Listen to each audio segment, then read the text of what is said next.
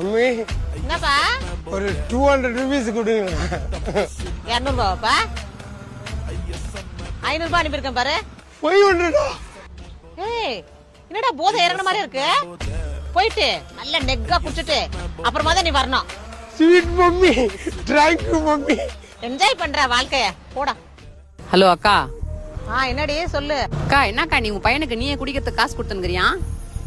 போயிட்டு போதுரி சின்ன பையன் குடிச்சு என்ஜாய் பண்ணிட்டு போறான் விடு.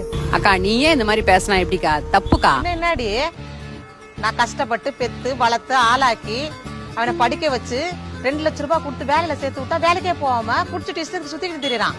அப்ப எனக்கு எப்படி இருக்கும் நீயே சொல்லு. அதான் என்ன பண்ண ஏன் பாலிசிக்கே போய் அவன் பேர்ல ஒரு பாலிசியை போட்டு வச்சிருக்கேன். என்ன பாலிசி அது? இன்சூரன்ஸ் பாலிசி செத்து பணம் தருவாங்கல்ல அது போட்டு வச்சிருக்கேன். ஐயோ அக்கா பயங்கரமான ஆளுக்கா நீ. ஆமா 8 வருஷம் ஆகி போச்சு இன்னும் 2 வருஷம் தான். நீ செத்து போச்சுன்னு வச்சுக்க அந்த காசை வாங்கி என் பொண்ணு கல்யாணத்தை ஜாம் பண்ணிடுவேன்.